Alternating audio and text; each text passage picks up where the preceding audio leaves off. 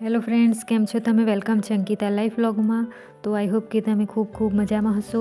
તો આ જુઓ, સવારનું કામ બધું કરી નાખ્યું છે મેં. ઝાડુ, પોછા અને વાસણો, કપડાં બધું ધોઈ નાખ્યું છે. અને પછી અહીંયા જે પણ મૂક્યું હતું આમથી તેમ તો તેને મેં નીચે મૂકી દીધું છે. અને જમવાનું પણ મારું બની ગયું છે બપોરનું. ફક્ત ભાખરીઓ બનાવવાની બાકી છે, તો તે પણ હું બનાવી લઈશ. તો આ વિડીયો થોડા આગળના બનાવેલો છે, તો તે વિડીયો આજે મેં તમારી સાથે શેર કરી રહી છું. તો આ જુઓ, જમવાનું બની ગયું છે. અને મને ભાખરીઓ એક કડક ભાખરી હોય તો તે મને ખૂબ ભાવે, તો મેં છેલ્લે તે ભાખરીઓને તાઈ પર એવી રીતના જ મૂકી દઉં છું. અને અહીંયા ગાય આવ્યા જ કરે છે આખો દિવસ, તો તેને માટે પણ મેં ભાખરીઓ બનાવી છે. તો આ જુઓ, એક ભાખરી હું લઈને આવી છું બહાર. તો અહીંયા એક ગાય ઊભી છે. તો આ જુઓ, તે પણ આવી ગઈ છે. જેવી રીતના ભાખરી મેં બતાવી તો તરત જ આવી ગઈ છે. એ તો સારું છે કે અહીંયાની ગાય એટલી બધી શું કહેવાય, જાનોની નથી, બિલકુલ મારતી નથી, તોફાન નથી કરતી, એકદમ શાંત છે આ બાજુની બધી ગાયો. તો પછી બધે ઘરે ફર્યા કરે છે આખો દિવસ અમુક ટાઈમે, તો પરંતુ કોઈને કંઈ નુકસાન નથી કરતી. તો પછી જો મેં એને પકડી પણ છે અને ખાઈને થોડી વાર માટે ઊભી હતી એમ જ, અને પછી પોતે જ ચાલવા માંડી છે.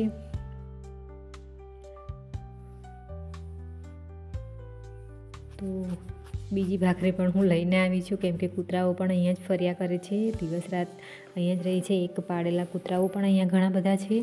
તો પછી તેમની સાથે તેમના ઘરની સામે જ આ લોકો બેસી રહી છે.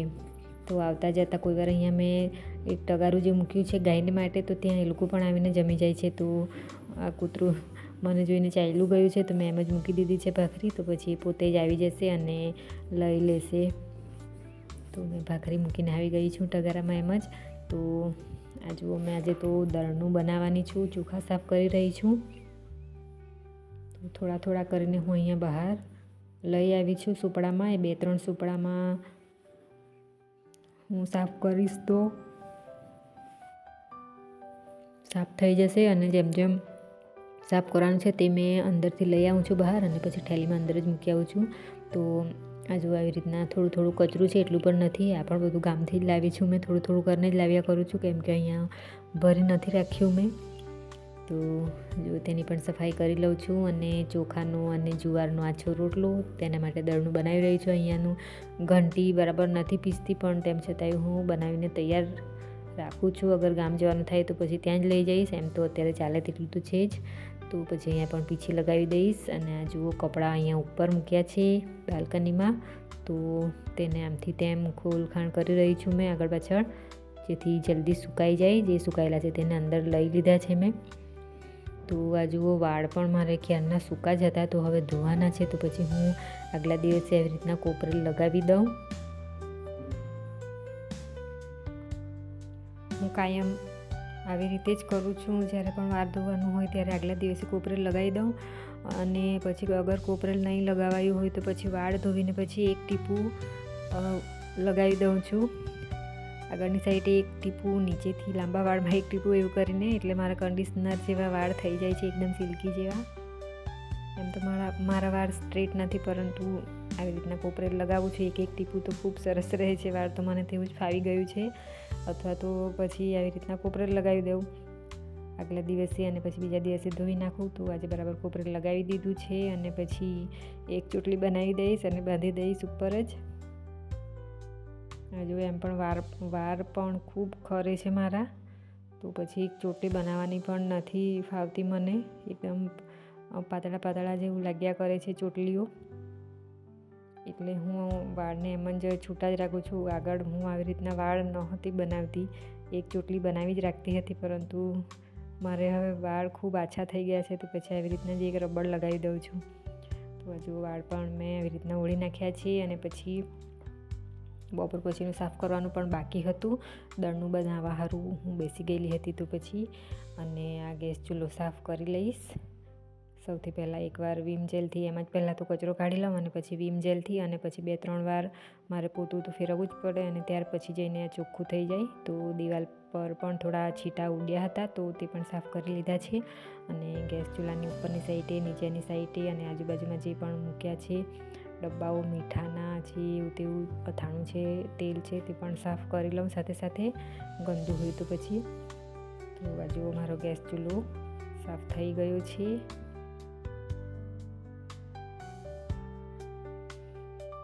અને એની ઉપરની સગડીઓ જે છે સ્ટેન્ડ, તે પણ વાસણો સાથે હું ધોવી જ લઉં છું જ્યારે પણ સાફ કરું છું ત્યારે. અને જે પણ વાસણો બાકી હતા તો તેને પણ મેં ધોવી નાખ્યા છે સાથે સાથે. અને ચપ્પુ, ચાણસી બધું જ્યારે પણ ગેસ સાફ કરું ને ત્યારે સાથે હું સાફ કરી જ લઉં છું તે પણ. તો આ બધા વાસણ મેં માંજી નાખ્યા છે. આ બપોર પછીનું છે બધું કામ. તો આ જુઓ અડધો ટોપલો જેટલો તો વાસણો નીકળ્યા જ છે. તો બધા સફાઈ થઈ ગયા છે મારા. અને ફરી પાછી હવે બધાને ભૂખ લાગી ગઈ છે બપોર પછી, ક્યારનું જમી લીધું છે. તો પછી હવે એ લોકોને માટે હું પૌવા બનાવી દઉં છું આજે. તો હાથ પગ મોઢું મેં ધોઈ લઉં. અહીંયા પહેલાં તો મોઢું ને હું સાફ કરી લઉં છું પાણીથી અને બહાર પગ પણ ધોઈ નાખીશ એટલે થોડું ફ્રેશ જેવું લાગે. કેમ કે ક્યારની હું લાગેલી હતી દળનું બનાવવા માટે, ગેસ સાફ કરવા માટે અને બીજા કામમાં પણ. તો થોડું મોઢું ને એવું, ચહેરો ને એવું ધોઈ નાખીએ તો થોડું ફ્રેશ જેવું થઈ જવાય. તો આ પૌવા મેં સાફ કરી લીધા છે અને એને કાણાવાળા આ સ્ટીલના તપેલીમાં ધોઈ નાખીશ. અને પછી એમાં જ ગળતા મૂકી દીધા હતા અને થોડી વાર માટે પાણી પણ બધું ગળી ગયું છે. અને પછી એને હું વઘારી લઈશ. તો આ જુઓ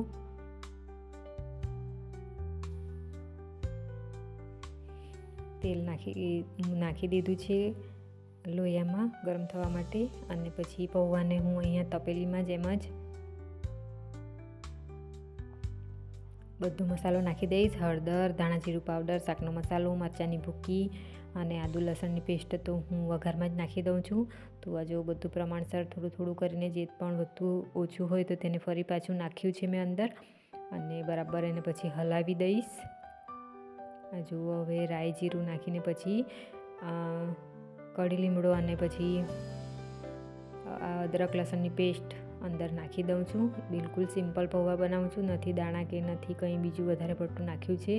કેમ કે એમ પણ દાણા ચણાને એવું તો ખાયા જ કરે છે. તો પછી એ લોકો આવી રીતની કંઈ પણ સબ્જી હોય તો તેને એમ જ બનાવીને ખાવાનું પસંદ કરે છે.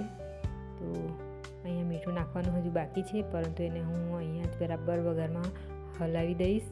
અને પછી મીઠું નાખ્યું છે પણ થોડું ચાખીને હું ફરી પાછું નાખીશ અંદાજિત પ્રમાણે.